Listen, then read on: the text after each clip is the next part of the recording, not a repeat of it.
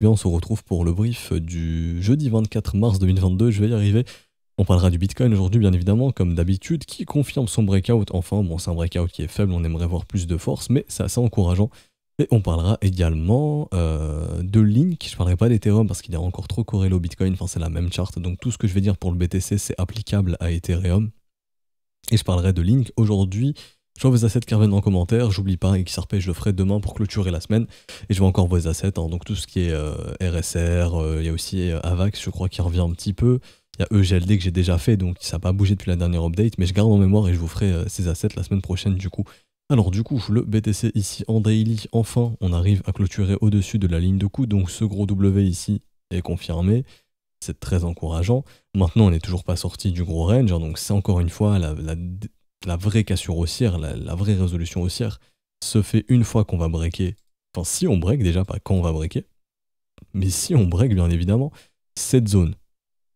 Ce qui pourrait faire un W weekly, structure qui n'est plus arrivée, enfin une structure aussi jolie n'est plus arrivée depuis avril 2019. Hein, c'était le bottom de 2019, du coup 2018, le bottom à $3000.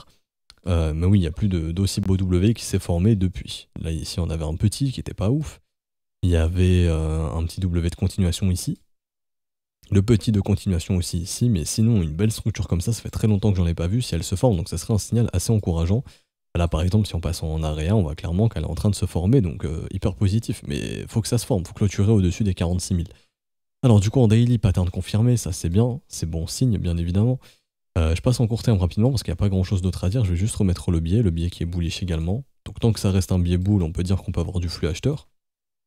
Et ici, on passe en court terme. Alors, au niveau du court terme, je repasse en 1 heure ici. On avait vu hier qu'il y avait des petits M, donc attention, on se méfie parce que des petits M, c'est signe de faiblesse quand même. Ça a été inversé en W, donc au cours de la journée. Ici, hop, W, donc reprise haussière. Et pour l'instant, reprise haussière. Donc pour l'instant, le flux est de nouveau haussier. La dynamique est haussière. Ok ? Faut se méfier puisqu'on est venu chasser les stops ici et pour l'instant on n'arrive pas. Donc pareil, même scénario, si là depuis la nouvelle chasse au stop, donc depuis le sommet léger qu'on a fait là, depuis qu'on a fait la nouvelle mèche, si jamais on reprend des M ici, c'est pas bon. Ça veut dire qu'on est juste venu chasser les stops des vendeurs qui ont shorté ce marché au-dessus du sommet. Donc là ce qu'il faut faire, c'est vraiment aller breakout ça et se diriger vers la prochaine résistance qui est la box rouge. Ok ? Donc légère vigilance, court terme, pendant la session européenne, et on verra pendant la session US, parce que hier, le S&P a été bearish, donc si jamais on commence à avoir des petits flux baissiers sur les assets à risque, bah, le BTC pourrait avoir des petits flux baissiers, mais c'est rien de grave, ok. Là, la dynamique est vraiment en train de s'inverser en échelle daily, le Bitcoin redevient vraiment très positif, mais ce qu'il faut, c'est vraiment continuer dans ce sens-là, et je me méfie quand même d'une potentielle juste chasse au stop s'il y a des M qui se forment, et donc d'un retracement, ok. Et également, il y a aussi des pics de liquidation qui sont assez importants sur BTC dans les 39 et les 42 000 $.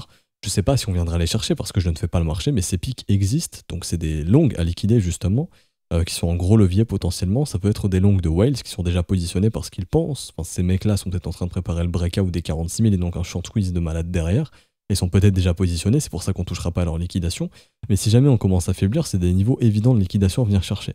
Et ça, du coup, bah, c'est si jamais on a chassé les stops des shorts ici, et que derrière on a une faiblesse, bon bah on sait qu'on pourrait revenir dans les 42 pour au moins choper ce gros pic de liquidation ici. Maintenant ça c'est court terme, on s'attendrait à un dip court terme. Là vraiment, tout ce qui est en daily, etc., ça redevient très bullish, et je le redis, mais les probabilités d'un breakout haussier des 46 000 est plus probable qu'un breakout de baissier des 32 000 $ maintenant. Puisqu'on a eu des changements de momentum, que ce soit en daily, en weekly, etc., on n'est plus du tout dans le même environnement de marché. Surtout au niveau de la dynamique, on n'est plus du tout dans la même dynamique de marché. Là actuellement, on a un marché qui fait des W daily, c'est hyper bullish, chose qu'on n'a plus eu depuis très très longtemps. Enfin, j'abuse, le dernier qu'on a eu, il était un peu ici, 4 février, voire allez, ici 28 février, donc ça fait quasiment 2-3 semaines. Mais voilà, ça redevient assez positif. Donc le bilan, c'est que le daily weekly est très positif. Court terme, au niveau order flow, on n'oublie pas qu'on a des petits pics de liquidation assez proches du prix, que pour l'instant on a un petit peu de faiblesse, on n'arrive pas vraiment à breaker la zone des 43 400, il faut vraiment la breaker pour éviter toute simple chasse au stop et une chasse aux acheteurs derrière. Ce qui est correct au niveau de l'order flow ici, c'est que, hop, lancez là, on continue d'avoir un ratio short qui monte, un open interest qui monte, donc on a une majorité de gens là qui sont en train de shorter court terme, ici, Donc c'est ce qui pourrait justement faciliter le breakout. Si les gens sont en train de shorter ici, ça pourrait faciliter le breakout. Ok.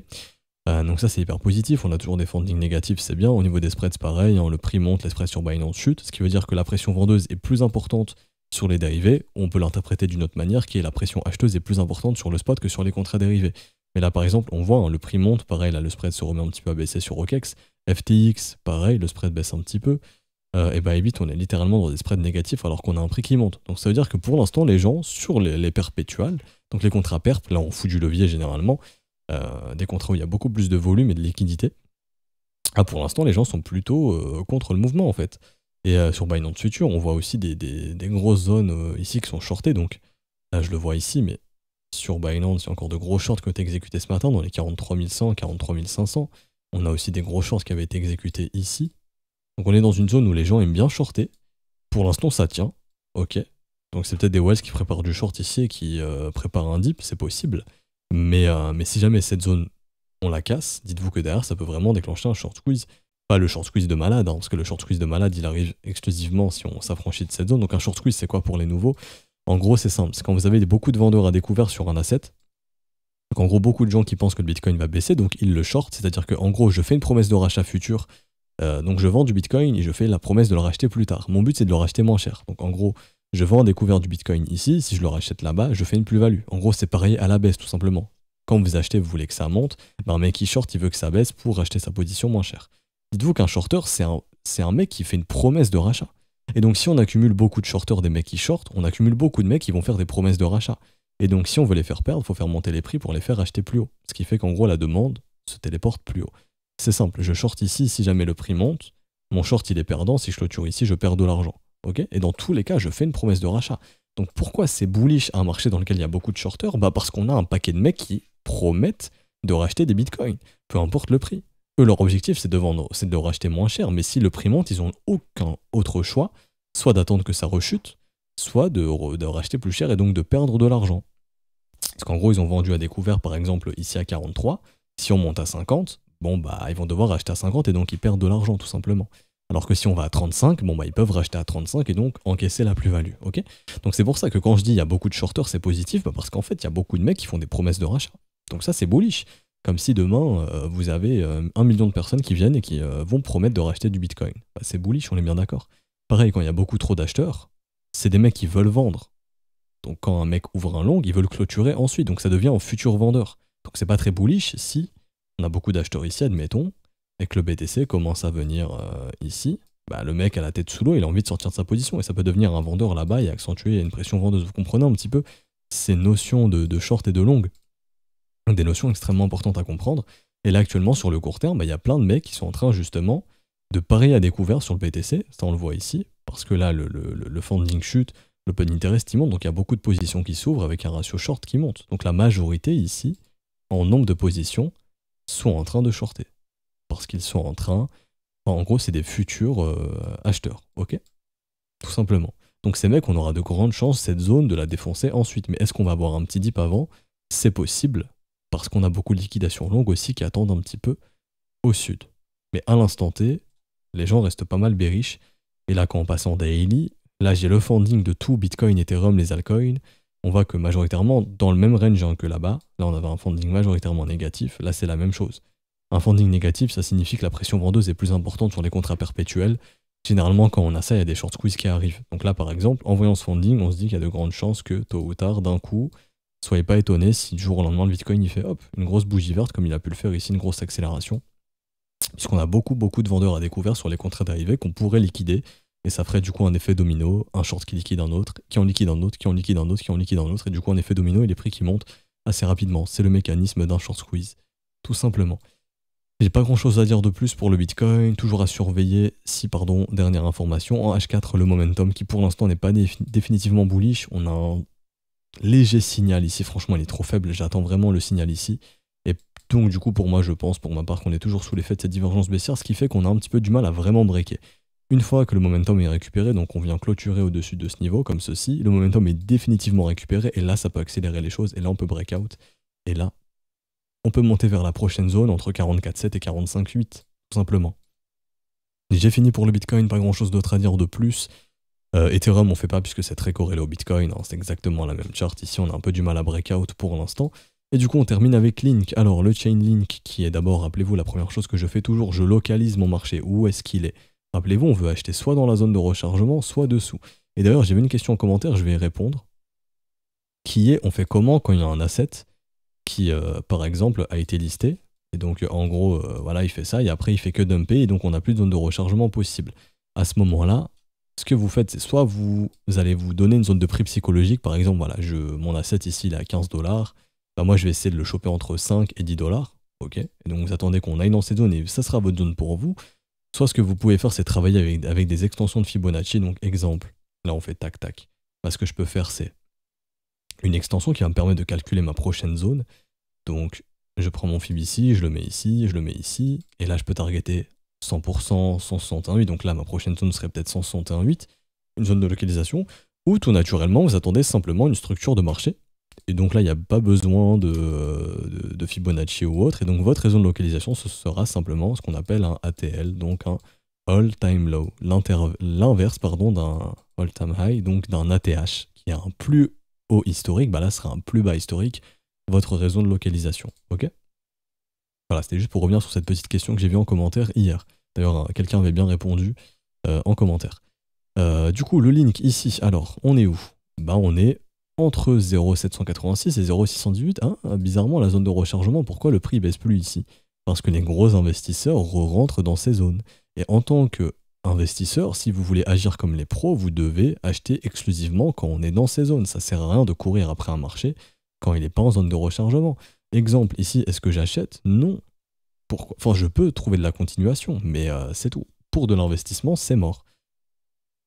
Non, j'achète pas, j'achète toujours pas, puisque on n'est clairement pas dans les zones de rechargement, et encore pire, quand vous commencez à avoir ce genre de structure, les MIC, c'est mort.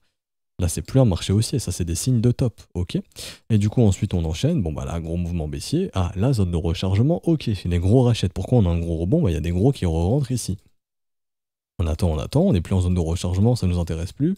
Ah, on y revient un petit peu, ça rebondit un petit peu, il y a des acheteurs qui rentrent. Ah, là, on voit qu'il y a de l'accumulation, ok, très bien. Ça accumule, ça accumule, ça accumule, ok. Là, on a des bonnes zones de prix, donc on peut acheter tranquillement, on en ressort, on n'achète plus ici. On n'est plus en zone de rechargement, c'est plus une bonne localisation. Donc là, on n'achète plus, ça ne nous intéresse plus. Donc ceux qui achetaient en septembre, octobre, novembre n'achètent pas les bons prix. Donc ça n'empêche pas que ça peut continuer de monter, bien évidemment, hein. Mais c'est pas les bonnes localisations. Ok, vous devez vous concentrer quand on est là-dedans. Donc là, c'est les bonnes entrées. Donc ceux qui ont acheté ici sont toujours en gain ici, ils peuvent prendre des bénéfices, font un petit peu ce qu'ils veulent. Novembre arrive, ok, ça continue de monter. Ah, là, ça se remet à chuter. Est-ce qu'on est intéressé de ces prix? Non. Toujours pas. Ah, là, ok. Et pourquoi là, ça rebondit encore fortement? Bah, les gros achètent. Simplement. Quand je dis les gros, c'est des gros portefeuilles. Imaginez des baleines, hein, des whales, tout simplement. Ici, on en ressent, on re-rentre. Ok, tant qu'on y re-rentre, on peut acheter un petit peu. Là, on est plus dedans. Est-ce qu'on achète? Non, ça ne nous intéresse pas. Ah, là, on y revient. Ok, là, ça redevient intéressant. Et là, le prix se met à consolider, ne baisse plus énormément. Et là, on voit que la pression vendeuse diminue. Le prix n'est plus aussi agressivement bearish qu'avant. Parce que là, il y a des gros qui commencent à se positionner très très probablement. Et donc, notre but, c'est d'attendre les W qui sont en train de se former. Donc là, les signaux arrivent. Et là, on est bien en zone de rechargement. Les professionnels achètent ici. Et si je vais sur Trading Light, alors je vais chercher le link que j'ai pas ici, que je dois avoir ici, que sur Coinbase. Il n'y a pas sur Binance, il y a sur Binance. Alors. Les gros achètent comment? Bah, ils mettent des buy limit, tout simplement. Donc ils sont en train de foutre des buy limit, vous voyez, ils achètent tranquillement sur un marché qui baisse. Donc ils ont beaucoup acheté ici. Dans les 13 jusqu'à 12 $, même ici, il y a des gros ordres aux 11 $. Et les mecs achètent tranquillement, même ici, dans les 16 $. Et puis là, on voit qu'il y a un petit peu moins d'accumulation. Enfin, faut que je mette des ordres un petit peu plus gros ici, enfin plus faibles du coup, pour que ça se voit mieux. Mais les gros ordres sont majoritairement exécutés ici à 12 $. Donc les whales sont entrés ici environ à 12 $, tranquillement, doucement mais sûrement. Et là, ça continue d'acheter un petit peu les dips, hein. Ça a acheté un petit peu ici dans les 12 $, ça continue d'acheter un petit peu probablement. Mais les gros achètent tranquillement. Donc, comme je vous expliquais dans un précédent brief, dollar cost average, j'achète tranquillement sur un marché qui chute. Et ce que je peux faire également, c'est oui, de continuer d'appliquer des ordres. Je ne sais pas jusqu'où peut aller le marché. Par exemple, moi j'ai une alerte là-bas, ici dans les 6 $ environ. là, au niveau de ce creux dans le volume profile, tant que je vois pas de pattern de retournement ici sur Link, là elle est en train d'arriver, mais tant qu'il n'y avait pas de pattern de retournement, c'est une zone qui pouvait m'intéresser pour un achat les yeux fermés. En gros, c'est une stratégie que je peux appliquer. Même si j'ai pas de structure, c'est un prix que je trouve tellement intéressant que je peux acheter les yeux fermés. 6$, c'est un petit peu ce prix-là. Je sais pas si on va y aller. Mais en gros, pour pas être biaisé et me dire non, Link il ira jamais sous 20$, c'est pas possible, bah, je me dis pas ça, je me dis ok, si on va à 6$, j'essaie d'être un requin, c'est une opportunité de malade, et j'essaie de la saisir. C'est ça mon raisonnement. Tant que j'ai pas de structure de retournement. Ici, il n'y en avait pas, donc ça m'intéressait pas. À part pour ceux qui font du dollar cost average de rechargement, comme on a vu avant, là il n'y a pas de problème. Mais moi, ma stratégie, c'est d'acheter des patterns de retournement ou des prix vraiment, des remises, des offres de malade. Une maison achetée et 2 maisons offertes, par exemple. Pour moi, ça, c'est ce type de trade. Une maison achetée, 3 maisons offertes sur Link à 6$. Ça m'intéresse. Mais tant que j'ai pas de structure de retournement, maintenant, on est bien d'accord que là, la structure, elle arrive. Elle est en train de se former ici. On en a déjà eu une petite, mais la plus grosse, elle est en train de se former. D'ailleurs, elle s'est formée, je crois. Elle peut se confirmer aujourd'hui, et donc ça, c'est un signal qui fait que on peut entrer ici, on se protège sous la structure. Si jamais on retourne sous la structure, bon, on abandonne le trade ici, on active un stop, et la zone qui m'intéresse, c'est les 6$. C'est le genre de trade que je pourrais prendre, acheter ce W, mettre mon stop ici, si mon stop est activé, bah, ma prochaine zone qui m'intéresse, c'est de nouveau les 6$. Sans savoir si on y va, parce que en chemin, on peut très bien faire ça, et derrière, je peux rentrer ici, il n'y a pas de problème, ok? Voilà un petit peu mon raisonnement.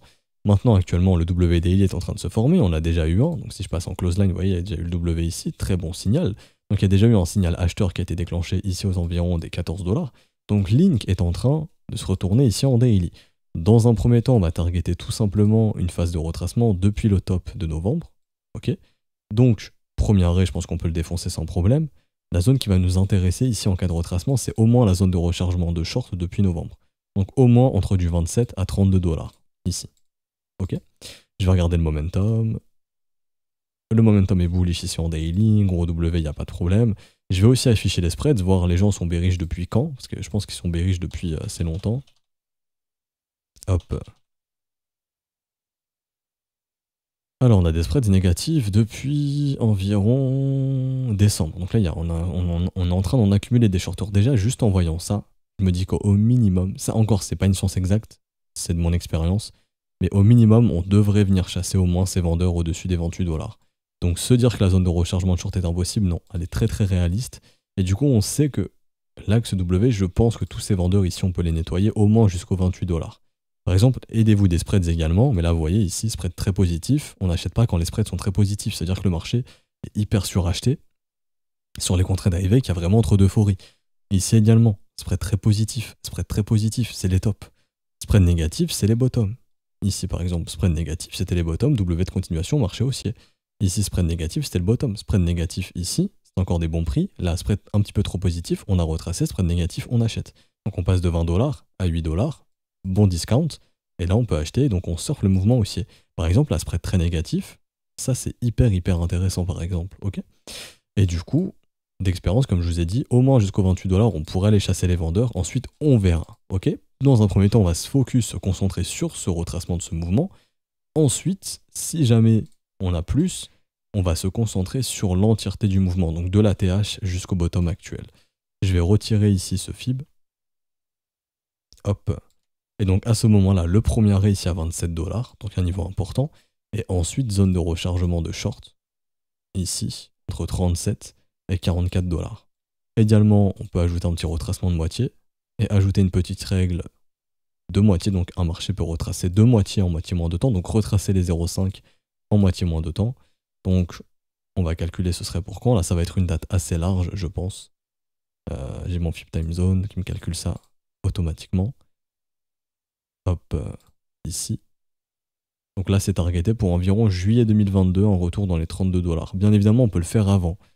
Un marché peut retracer de moitié en moitié moins de temps, voire avant la moitié moins de temps. C'est-à-dire en gros on pourrait se retrouver ici en mai ou en juin par exemple. Mais la target max ici c'est pour juillet. Au niveau de cette règle, qui peut ne pas être respectée bien évidemment. Mais en tout cas, de commencer à revoir des W, c'est bon signe. Ici, ce qui m'avait chagriné sur Link, c'est qu'on était reparti dans un marché, dans une dynamique haussière, mais avec un V-bottom. Je déteste les V-bottom.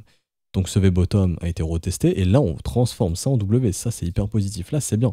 Link, pour moi, ici, déclenchait pas un bon setup d'investissement. Là, Link, il déclenche un bon setup avec une protection sous les 11 $. Si on perd les 11 $, prochaine zone, en tout cas, moi, c'est comme ça que je fonctionnerais, qui m'intéresserait entre 5,20 $ et 7 $ environ, donc cette petite zone ici. Tout simplement. J'ai pas grand chose à dire de plus, honnêtement. Je pense que le billet est en train de redevenir bullish. Oui, le billet redevient bullish, c'est très bon signe. Il avait plus été bullish depuis quelques temps maintenant, depuis janvier. Donc, ouais, depuis janvier ici. Donc, franchement, très bon signe au niveau de Link. Ici, c'est gros W. Qu'est-ce qui chagrine? On est en dehors de la zone de rechargement. C'est dommage. On essaie d'acheter des W en zone de rechargement. Là, Link vous donne le signal qu'il est prêt à se reprendre et qu'il peut déclencher un mouvement de retracement. Et que, au minimum, non, mais il y a de grandes chances au moins de revenir. Allez, retracement de moitié ici, par exemple, ça pourrait être le cas. Et je vais même vous donner, du coup, la target. Pour quand? On va donc voir un retracement de moitié en moitié moins de temps ici. Donc, un retour dans les 25 $ qui pourrait arriver avant ou aux environs, du coup, Pip Time Zone. Hop, je vais être vraiment précis, là, j'ai décalé un petit peu d'un jour. Ok, ça pourrait arriver, du coup, pour avril 2022, mi-avril, très réaliste. Un retour dans les 25 $ pour mi-avril, le mois prochain, donc d'ici 3 semaines, un mois grand maximum. Je pense que c'est très réaliste. Ça fait une progression du prix de 80%, je dirais. Non, 60, j'ai vu large. 60%, très correct. 60% en 3 semaines, 4 semaines, donc quasiment un mois, c'est un bon investissement. Enfin, en tout cas, c'est un bon trade. C'est un très bon trade. Maintenant, il faut que ça se fasse. Mais là, les structures sont en train de se former. On a déjà eu le petit W ici. Par exemple, ce que vous pouvez faire également, si vous êtes intéressé par l'investissement, vous voulez acheter un petit peu moins cher, mais c'est pas dit que ça arrive, c'est de réattendre qu'on revienne sur la ligne de coût du précédent W, donc entre les 14 et les 14,50 $. Mais est-ce que ça vaut vraiment le coup? Sachant que là, on fait déjà ce W également. Ici, peut-être pas. Franchement, Link donne des structures, enfin, on fait une belle structure ici. Là, il y a un bon signal sur le Link, avec une protection bien évidemment sous les 11,40. Une fois si on perd les 11,40, ça sert à rien de tenir le trade ici, à part si vous êtes investisseur très long terme et que vous voulez revendre dans plusieurs années, votre entrée à 15 $ est très correcte. Si vous croyez au Link, il y a de grandes chances que d'ici 5 ans, on soit pas dans la zone de rechargement, mais plus haut. La 7 est pris de la valeur entre temps, bien évidemment. Ok, donc on va s'arrêter ici pour aujourd'hui. J'espère que ça vous aura plu. Si c'est le cas, n'hésitez pas à laisser un petit pouce bleu, vous abonner si ce n'est pas déjà fait. À continuer de me dire en commentaire les assets que vous voulez que j'analyse. Je continue de les noter, je ferai ça la semaine prochaine. Demain, c'est XRP. Également, si vous souhaitez rejoindre l'école, n'hésitez pas, je vous mets le lien en description en commentaire. À ce stade du mois, évitez absolument Patreon. Patreon, ce sera pas avant le 1er avril, donc tout ce qui est paiement bancaire et PayPal. En revanche, vous pouvez rejoindre via les modalités crypto quand vous le souhaitez. Donc là, vous pouvez rejoindre maintenant. Vous aurez accès, si vous prenez un mois, jusqu'au 25 avril, 24-25 avril, oui, 2022. Si vous prenez un mois, Patreon, c'est refacturation le 1er. Donc attendez absolument le 1er avril pour rejoindre via le Patreon. Les modalités sont expliquées ici, BNB, Ethereum, USDT. Privilégiez, si c'est en USDT, le réseau BEP20 si vous le pouvez, qui propose le réseau avec les frais les plus avantageux, même pour vous, hein, si vous voulez switcher des fonds d'un exchange à un autre, privilégiez le BEP20. Du coup, si vous avez une quelconque question, n'hésitez pas à la poser à un des professeurs, on est connecté en haut à droite, ou directement en description de cette vidéo, en commentaire de cette vidéo, je pourrai répondre. Si vous avez fait le paiement, vous pouvez envoyer le TXID à à tous les professeurs, le premier qui le voit, le valide, et comme ça on peut vous mettre l'accès à l'école directement. Bonne journée à vous, on se retrouve demain pour une prochaine update de marché, et ce sera la dernière pour cette semaine. Ciao ciao.